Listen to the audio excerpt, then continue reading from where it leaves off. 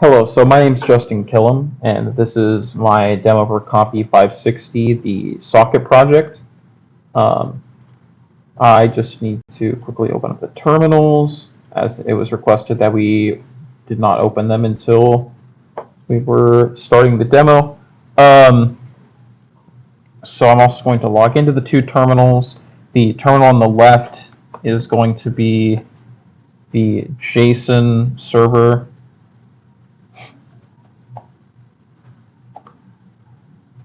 The JSON server is also going to be the kind of server that, or the server that is simulating the server side.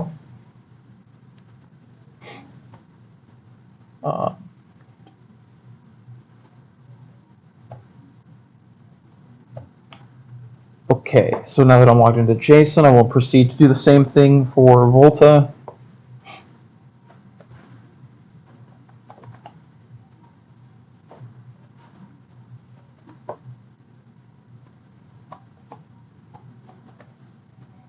And the Volta is also going to be simulating the client side.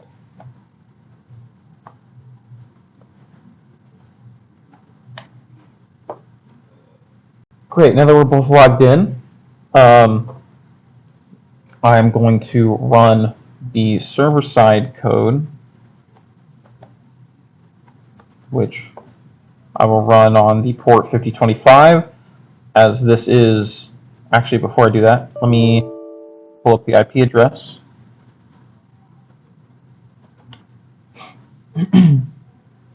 That's going to be needed for later. Now I will run that.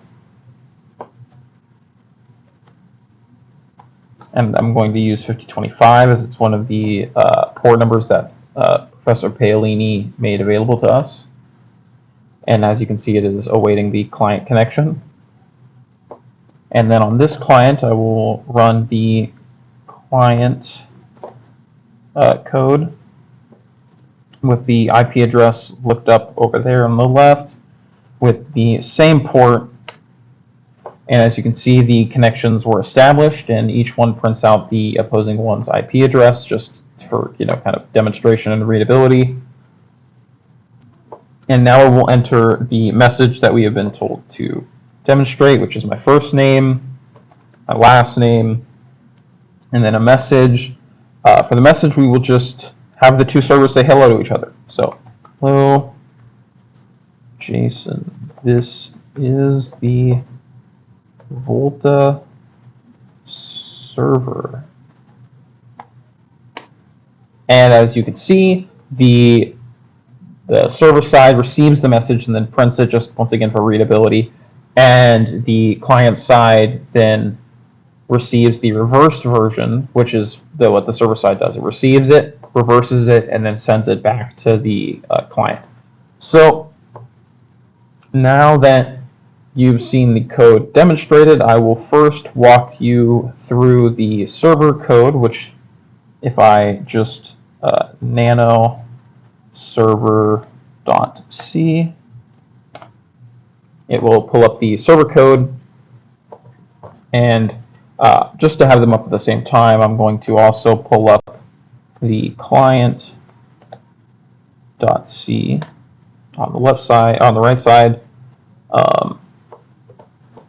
The JSON server has a lot of the kind of color coding formatting, and the Volta does not, so excuse that. At the top, you have a bunch of include statements. A lot of these are the ones that we needed for the socket, and then some of them were just to have nice functionalities. Actually, the string one I don't really need anymore because I went to just using strictly characters, but I also have a define statement for the buffer length that you can see right here. And then I also have created on the server side 3 functions, one to send a message, one to receive a message, and one to reverse a string. The send message just takes the socket ID and then the pointer to the character array that you're going to send, as well as the message length. The message received takes the socket ID as well as a pointer to an integer value that holds the received length. This is because I wanted it to return the character array, so then I also wanted it to update the receive length, so I just had that sent as a pointer instead. And then there's just a simple function to reverse the strings that I created. So as we go through the code here, as you can see, I'm using a main that has the 2 arguments for the number of arguments as well as the strings that you would send from the command line.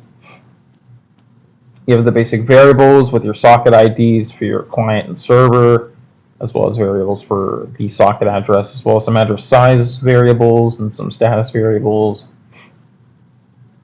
We first then check and see if the proper number of arguments have been sent. For the server side, there's only 1 argument, which is just the port number. So if the argument number is not equal to 2, because it also sends the call itself as an argument, if the argument number is not equal to 2, then it's been the incorrect arguments, and then it tells the user what arguments are needed and then returns, just because, of course, the code's not going to work if there's not the right port. Then it just converts the ports into an integer.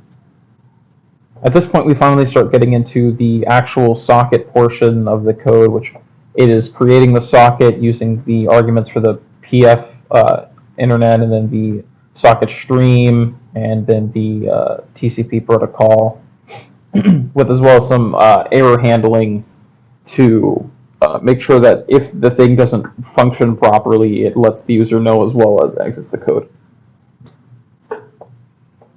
Also, this function returns the socket ID for use.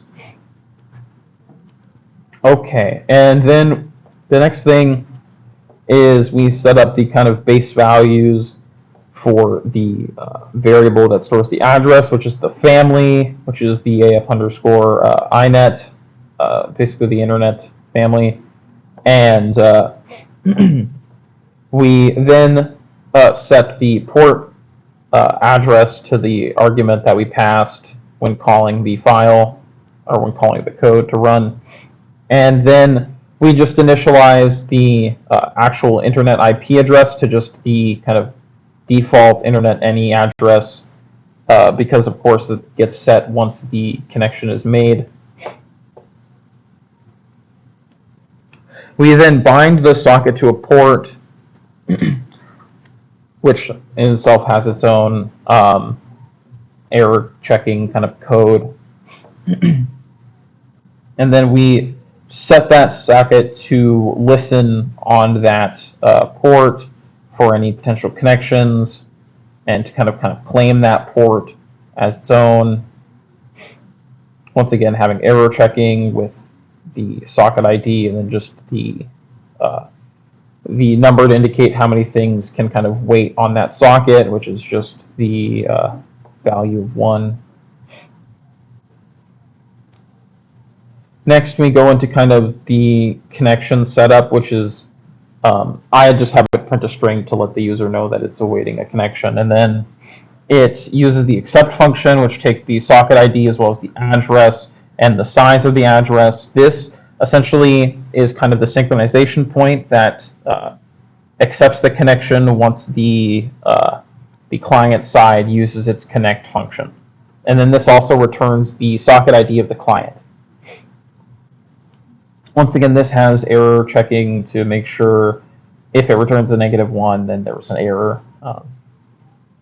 Then it prints out just to let the server side know that the connection has been made, as well as printing the address of the variable using the inet n to a, which just converts the like integer value address to a readable string with the dot formatting. And then we have the reading. Now I will go through the functions in a minute, because I did create individual functions for the reading, but it reads from the client reading the message that it's sent. The arguments to this function, I think I just described above, but it's just the socket ID of the client, as well as a temporary variable, or a variable to get the length, and then it returns the pointer to a string, which is kind of this string receive variable. It also has kind of the same error checking concept, where it just checks to see if the receive length is less than 0 because the function sets it to -1 if there's any kind of error. And it then, prints if the message was received, and then on the server side, it just prints out the message, just once again for the sake of looking at it and demonstrating. Then gets passed to a string reverse function, which I will also discuss below, which just essentially reverses the string. And then it sends back the string to the client side using the message send function, which I will also go over below, but this just returns the length of the,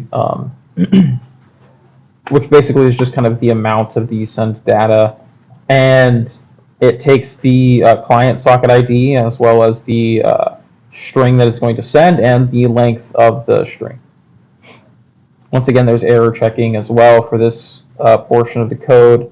And then at that point, it closes the sockets and the code is done. So for the message send, actually we'll start with the message receive since this is the one that comes first. So of course we had to ensure that we did a bit of buffer management.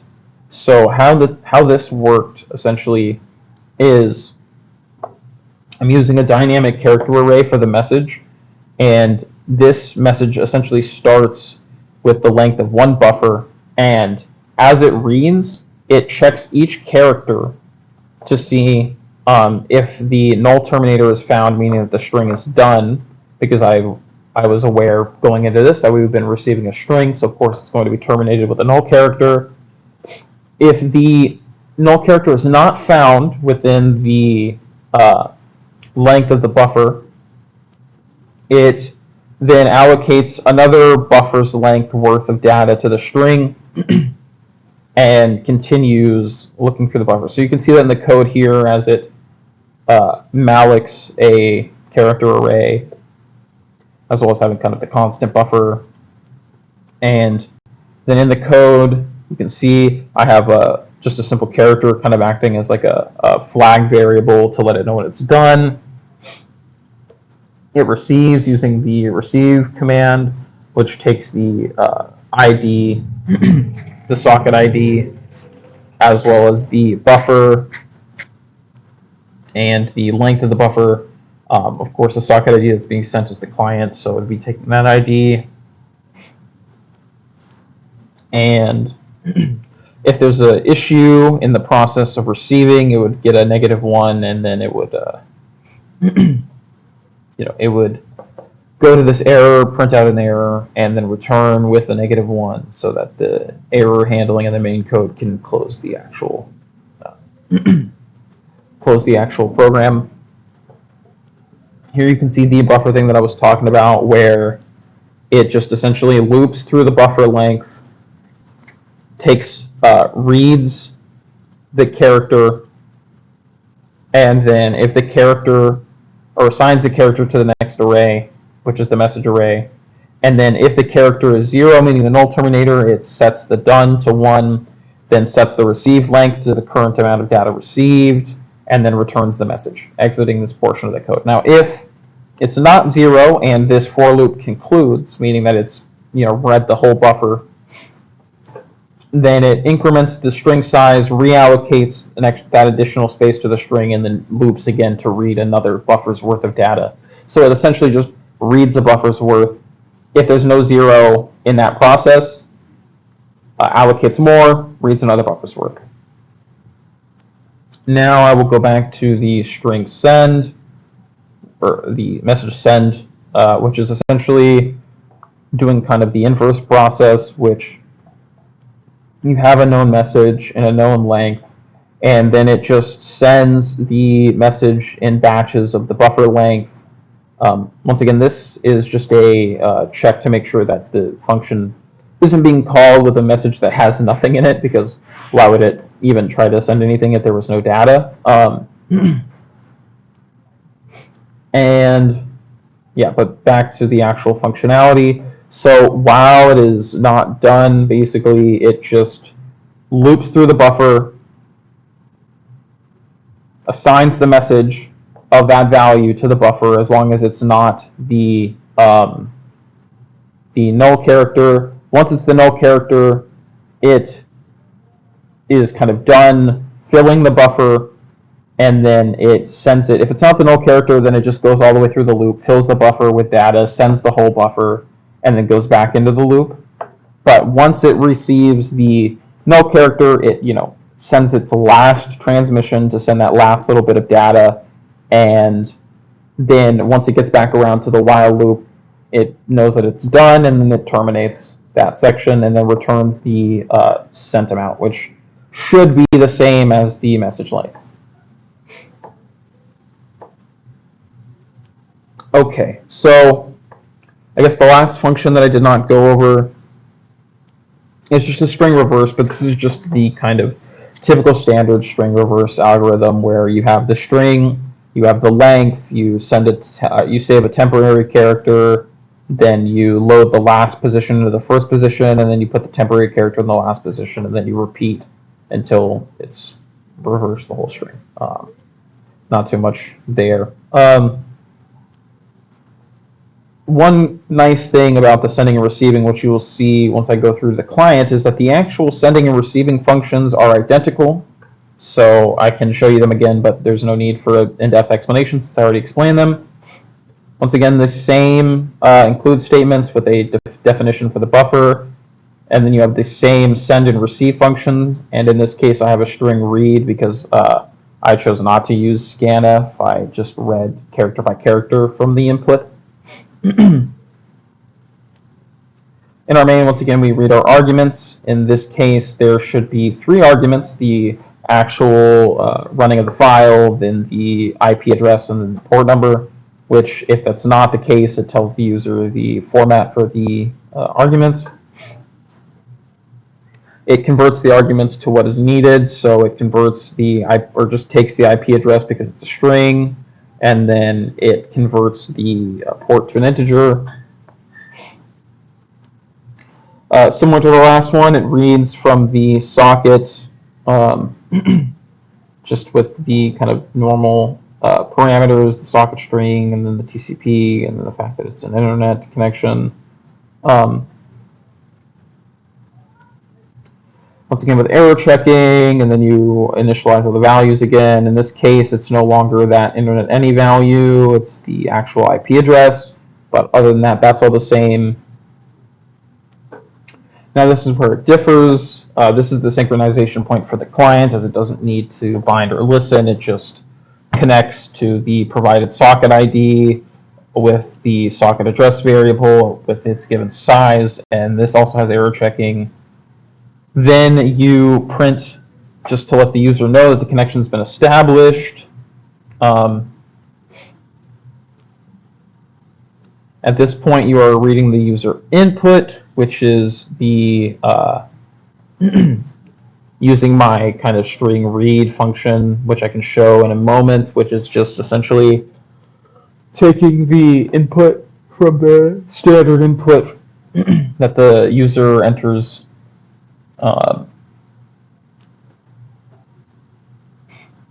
And then it sends the message with its standard error checking to make sure that there is no kind of issue when sending the message. And the send, as I explained before, is exactly the same. I can show you the code, but it's identical. I will show you that kind of towards the end. And the receive, once again, also exactly the same syntax, same everything, same logic.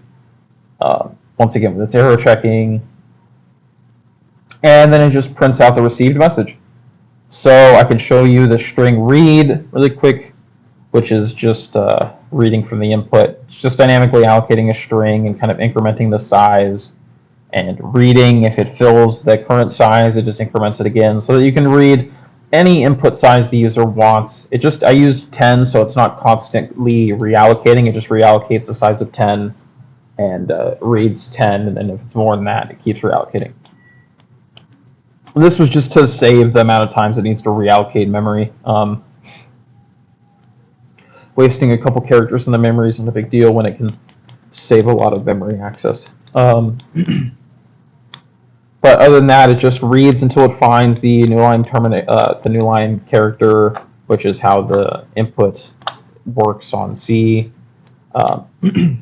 and saves it into that dynamic array. And once again, you can see here that the message send and message receive, I can even pull them up side by side.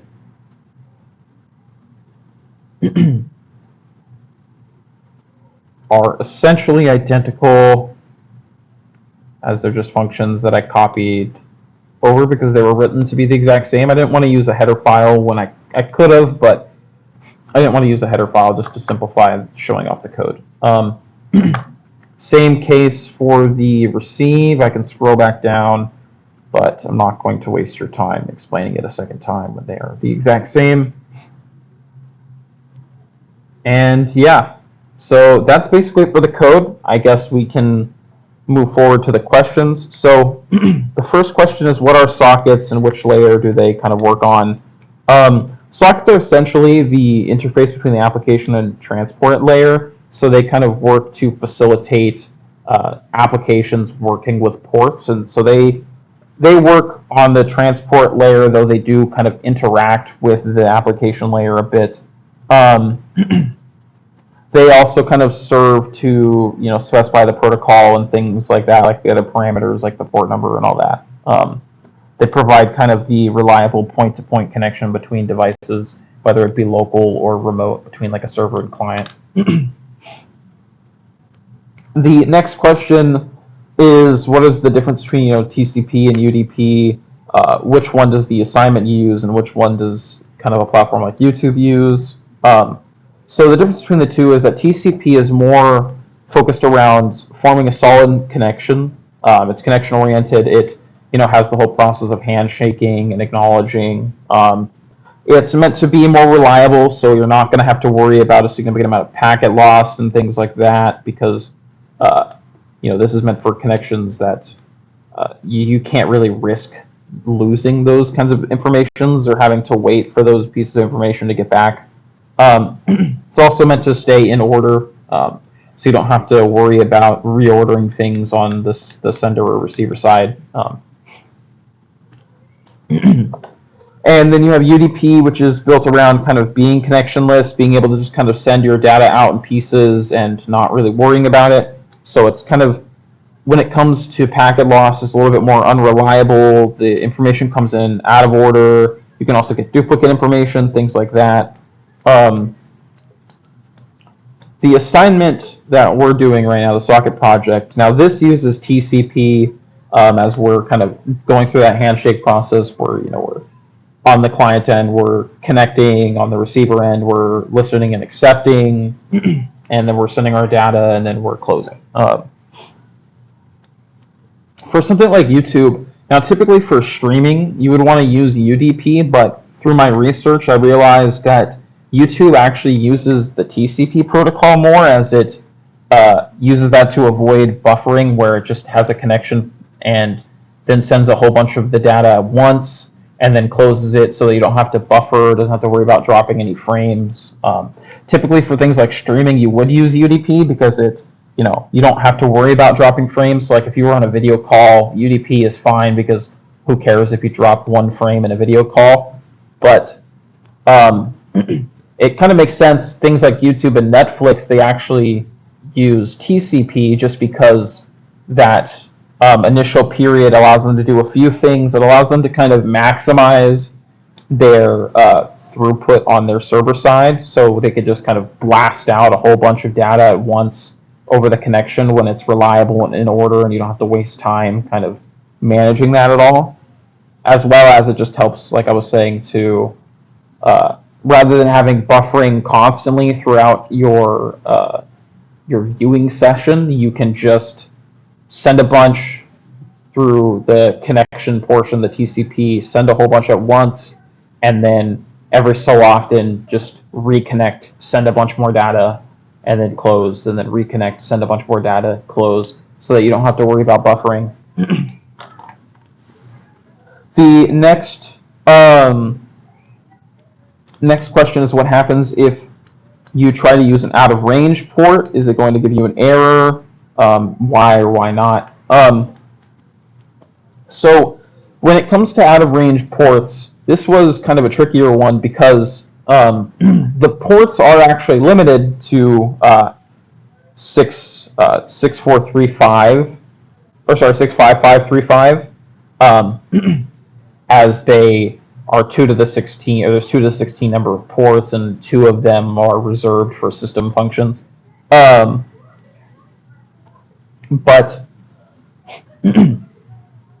if you try to use the lower end of the range, you'll probably come into issues where they are already being used, so you will not be able to actually use them, and they'll give you an error. But through kind of experimenting, you can actually you can enter at least values that are above the range. And what I think happens is that when you enter the value on this program like this, it just kind of takes the mod of the value, takes the remainder of the value, because it doesn't actually give you an error. So if I were to rerun the program, for some reason it's at the bottom, and I used the out-of-range value of 65537, if you took the mod of this, it's kind of a lower location on the port list, and then it fails. Because if you took the mod of this, it would be like 1 or 2 on the port list, which is most likely being used by system or some other kind of process. But if you run the same thing with a much larger value, where the mod of it would be within that 5,000 range that we've been working in, which if you did 70,000 or 455, it actually works, because I believe the way that it works is it just takes the mod of the value. Now, in reality, there is a limit to the number of ports, so if you were able somehow to actually enter that value, it would fail. But because of the way that the program works, I think it just uses the mod. So it actually does allow it to go through. So like if I were to, so you see here it connects, and then let's just send a quick message, just hi Jason. It works perfectly. I think it just is doing the modulo / remainder of the value. But in reality, there is a limit, which the next one talks about a little bit, which is the next one asks what's the maximum number of sockets a client and server can have going, which, because of the limitation of the number of ports, is also 6553, technically 6 on this one, or is 7, 655, because the 65535 is the one where the other 2 are reserved for the system functions. But technically, if you include those system functions, there should be 65536 ports available. So 6553 sockets in that case that are available for the client and server sockets. So yeah, that wraps up the demonstration for the CompE560 Socket Project 3. This is Justin Killam, and yeah, that's it. Thanks.